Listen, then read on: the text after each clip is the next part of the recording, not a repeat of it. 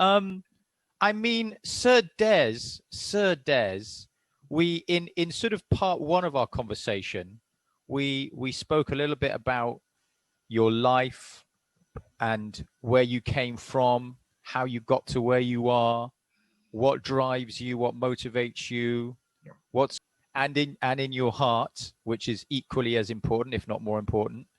Um, and I just thought in part two, we'd just explore some of your life in a little bit more detail. I'm just going to throw some questions at you and just see what comes back. Are you able, Sir Des, to escape from being held in a compound in India? Do you think that you might be able to do that from past experience, sir? Oh gosh, yes. Well, um, you know, like all of us, we all have these different experiences in life. They may be once, they may be more frequent, and they're just those once in a lifetime things. And I had such a thing, um, and my mum and myself. Um, my mum's she was a real peacemaker, and she was, let's just say, following a particular um, Indian family and some of their learnings and teachings. And on this particular occasion, the brothers had parted. Whilst we were in India touring from north to south, she said, you know, when we go back up north, I must get in touch with Jehu, and we'll go there. And I think I can bring the brothers back together. The other one living in the US at that point in time. So she made some calls, made some things. We got there, and first thing that they did when we got through the gates is they took our closed the gate behind us, locks it, bolts, and took our passports. Wow. Said that they'll be safe here. And Of then course. we were immediately separated, and she went to one area with the women, and I went to another area with the blokies. Um, uh, uh, uh, it was interesting, and then on the first meeting, they explained that no one should approach the one brother's part of the compound at night, and then a guy appeared from whence that was being said, um, and drew out a whopping great big film sword thing. But it wasn't a film; it was real. Wow. And he said he was the bodyguard, and he sleeps on the doorstep of the guy's bit of the area. That's And incredible. yeah, we'll be good. No one's going to be coming over there. I'll be fine, thank you. Worry. Yeah. And got stuck there. I used to have to get up at 3:30 in the morning with these other people, and with the blokes, and go and meditate. Wow, 3:30 in the morning, brother. Wow. That's And incredible. so we got stuck there for 2 weeks, and it was and in the morning you eat food off leaves. I mean, you know, brilliant leaves, and they slop food, and it was time to go. And I'd only been there for a few days, and then it became very clear they wouldn't allow us to go. Yeah. And God, two Lord. weeks later, we decided, you know, got to formulate a plan here. So Yeah. basically, my mum used to be a nurse, and she said, "Hey, do you know what appendicitis is?" So I something down here somewhere. She said, "This is how it goes. This is what you've got to do." And so we formulated this little plan. She said, "After breakfast, what I want you to do is, as you go across the yard, when it's all busy, fall on the floor and and and make out as if you're suffering."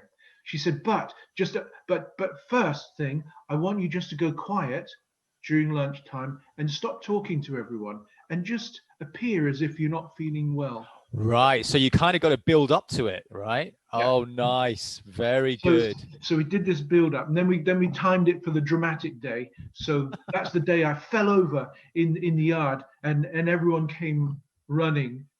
And then my mum was, oh, my boy, my boy. And then she came over. She made a very quick diagnosis, which was amazing. And she said, Yeah. my goodness, we've got to get him to a hospital, English hospital. And we need to get him back to England really quick. And so then they all of a sudden organized it. And Wow. I mean, how old were you at this point, Sir Des? How old were it you? wasn't very long ago, 16. Good. You were 16 years old and already breaking out of compounds, but also, perhaps even more importantly, Sir Des, you were accessing your inner actor even at that early age. I mean, you know, I know you are a performer, and having to perform in that situation, to improvise under pressure, and carry off that role, I'm sure has stood you in good stead for all sorts of future experiences as well. Yeah, You know? absolutely. Yeah, I believed I could do almost anything. You know, I believed you just asked me if I could, I would just say yes, and I wouldn't usually have a clue as long as I thought within, reasonable safety and within my capacity and ability. I figured I could figure it. I could figure it out somehow. And by that time, I'd already been entertaining, unfortunately. Yeah. But I mean, you know, you just said now about as long as you believed you could do it and you could carry it off. I mean, pretending to be sick is one thing, but working in an operating theater, Sir Des, Like, yeah, is that something else that you thought, hey, you know, I'll just carry this off, no problem? no, no. I did work in an operating theater. That was my first job in the U.S. in Tampa, Florida, when I used to live over there. And one of the important things is they don't have the NHS, of course. You don't just have any kind of medical care. You got to get a job, and you've got to sign on with their. And after 3 months, once you like them and they like you, and they take you on permanently, then you get the package. So I knew somebody down there, and they said, look, I'm an administrator at the hospital. I look on the thing. There's some things going for you. What can you do? So I said, well, she said, well, she said, there's the operating theatre, and they need a calm person to basically porter people around. Basically, you take the gurney, you go to their room. This is patient X amount, and it's all clear, and then you bring them down. And so that's what I did. So it was in the operating theatre, and there were some Uh-huh. amazing things. And one of the things I actually liked doing there is I found I had the ability to calm down patients, because you'd take them to a separate area. You wouldn't go through the public areas. There's a special elevator lift to Yeah. take them down, and so you were just with them, and they were with you, and they were usually very, very scared. And Mm. so I would make them feel really calm, and then uh, interact with the family and calm them down, because it's all an unknown, and we're scared of the unknown. So, I mean, again, like you're learning life skills there. I mean, that's people skills. That's interaction with people, isn't it? You know, and Yeah, yeah, despite the fact that you don't have any medical background, maybe, Sir yeah. Des, but you still got the people skills. Yeah, well, hey, I was a St. Helens kid, when I was, Ah, I could handle there it. you go. There you go. And I'm sure those people skills helped you. And I mean, I can't believe this is true. But maybe you can tell me if it is, about attending a meeting with the US Secret Service personnel in order to take photographs of a very, very famous politician's wife. I mean, Well, how the hell do you end up in this situation? Uh-oh, uh-oh. Now, here it comes. This is one thing I've got to know, viewers, if you are watching, is to expect the unexpected do with I Sir Des. count? Yeah, yeah. Expect. No, are you kidding? Is that you? Yeah. Listen, you are, well, aside from the fact that we're going to do the story in a minute, you are one hunk of a fella there, my friend. You are looking good. I mean, you're looking good now as well, but you know, So yeah, that's Barbara Bush. it is. So where I used to do leasing with a property thing, a really interesting guy came and we got on really quickly, and he was in training. I probably can't. I shouldn't mention his name. And um, it turned out to be he was a Secret Service guy, and he had forgotten some equipment, just some cap actually, and he was on a very special training thing, and he called me up and he wanted to speak to me only in the office, and I said, listen, I'm going to give you permission to go into my apartment, and can't wow, and uh, and and um, uh, and he said to get this thing and post it to me. So I did, on time. I did it. Everything was fine. And then we just got to know each other. Yada yada Mm-hmm. yada. Time moves on. And then I went to an event which was run by a big organization, and they held meetings where people would come and talk, i.e., famous people like Barbara Bush. So I got invited there because I was thinking of working for this big company called Peter Lowe at the time. Okay. And I got there, and there was a minute meetings finished, all the speakers had gone, and then we were able to I was sitting up the front, and then someone was saying, hey, you know, the photographer never showed up, and said, hey, can you take a picture? I said, of course I can. And they trusted me because they were the organizers of the thing. And they said, listen, we want you to do something. We want you to come with us. And you're going to be taking pictures of Barbara Bush. People are going to come into a room. They've paid extra money to have some horsey doovers, you know, or hors d'oeuvres. And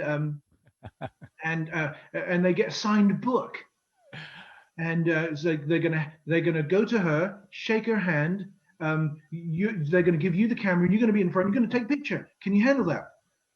So then they said, okay, you come forward. And at that point, I saw my buddy. I can, What?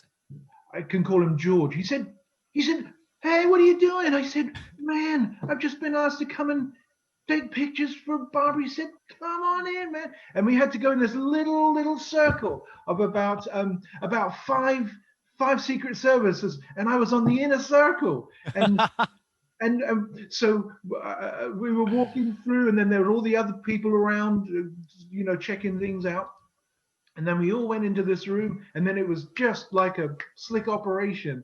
And Wow. then they went camera, bang, bang, bang, clip, and they were handed the book, and they went in for their horsey doovers. And you were taking all the photos, just Yeah, snapping away. yeah. As the people handed me, and then and Secret Service knew who I was, and so that was it, and it was amazing. And then at the end, Barbara, she said, you know, she's an amazing person. She used to do this whole thing for reading and literature, was her big baby, and so I had a lot of respect for her. And so she said, would you like your picture? I said, well, that's really good of you. Thank you so much. Now, I didn't realize, but I had my hand on her shoulder. You're not actually Ah. supposed to do that. Oh. I didn't realize that, but I didn't get pulled to the ground or anything. And she just realized I was just me, and um, and I mean, then it's incredible. I mean, you end up in that situation, you know? yeah, so it was fun. It was good, and yeah, it was a great opportunity to do something and be Yeah. involved, and they felt comfortable with me because the word was pretty quick. He Yeah. vouched for me basically. Well, you do mix with the high and mighty, because we switch from Barbara Bush to someone completely different, and this is someone who is quite close to my heart as well. I mean, you mentioned your background, your Indian heritage and your background. I have Greek heritage and background, Oh and of wow. course, I grew up watching my father, who is Greek, listening to the Greek legend that is Demis Roussos. Oh, absolutely. Forever and ever and ever Oh, and ever I gosh. feel. Wow, that's incredible. Almost, if I closed my eyes, I thought for a moment there that was Demis Roussos.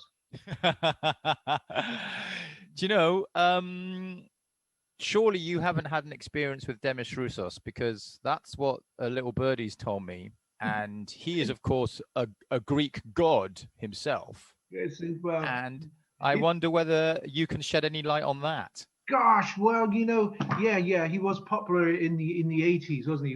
He was massive, Yeah. figuratively, musically, and literally, for a while.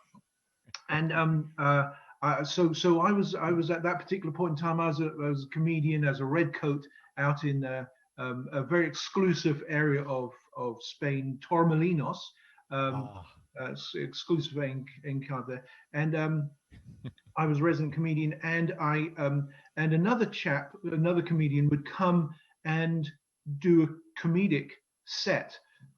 They were like really professional. I mean, I was a paid comedian, but they were really properly professional comedians. So this one guy came out, and on part of his shtick was to do an impersonation of Demos Roussos. He was really funny guy. So what he did to give him the largesse, he would crank open a bottle of air on his side, which would go into a balloon. And as he was reaching the big note, it was just getting bigger and bigger, and then at a particular point, that you would turn off the thing, and then as he reaches that crescendo, pop the balloon, and that's part of the. He wasn't allowed to take the oxygen bottle canister on the airplane. Oh my, of course. Well, why would you be? I mean, that's a danger. Of course it was. So when he arrived, he was going to do it in a couple of days. He said, uh, Des, he said, could you I need to borrow you. He said, now the thing is, I don't have my canister, etc., etc. He said, but I managed to have a chat with the people at the bar. They gave me a piece of beer hose thing, and he said, could you stand in the sound room behind? And as I'm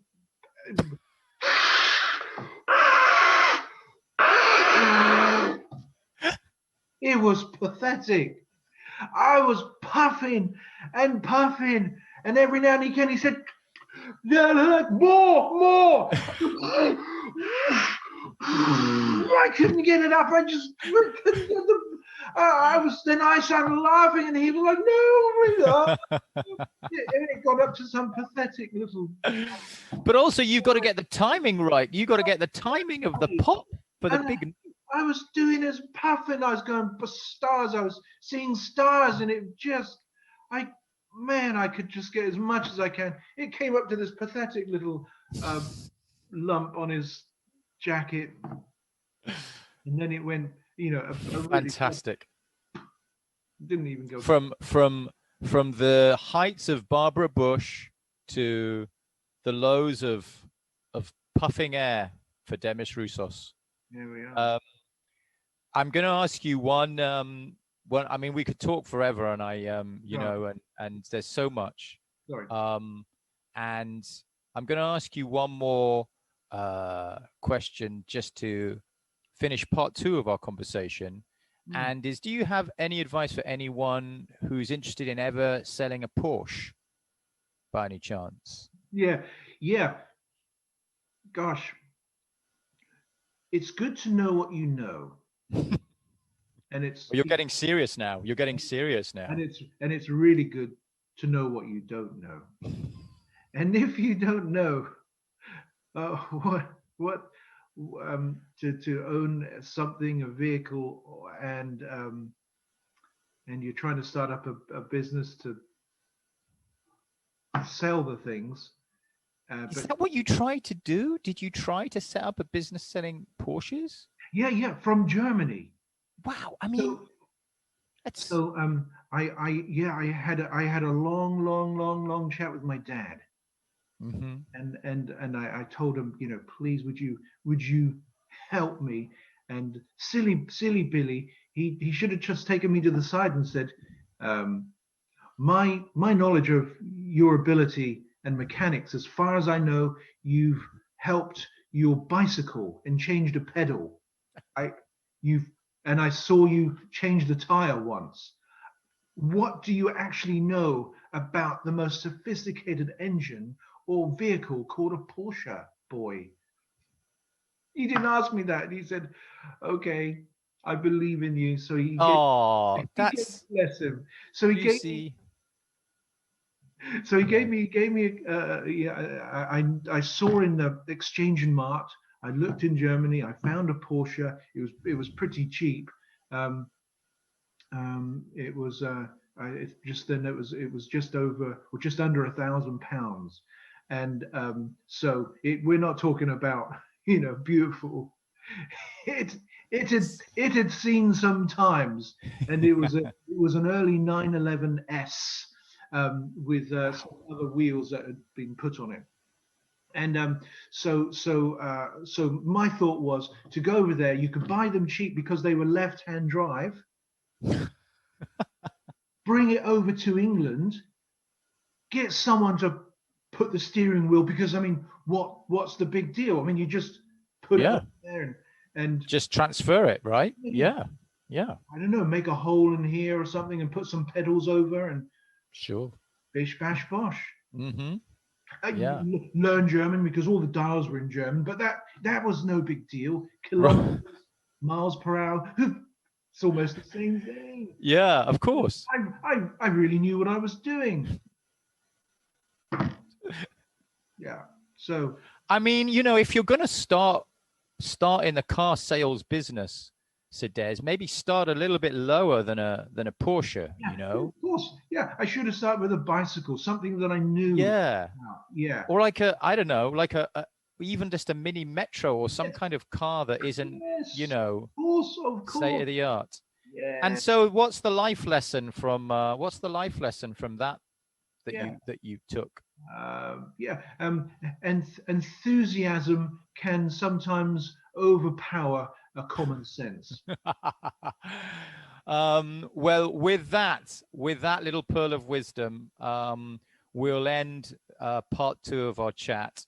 So, Des, as always, it's been an absolute pleasure talking to you from this rich tapestry of life experience that you have to varying levels of success, I would say. Um, but that's what makes it, and that's what makes your life so interesting. So, until we meet again, Sir Des, I bid you farewell. Hey, Paris, as always, thank you so much for your time. It's been a pleasure. You take care.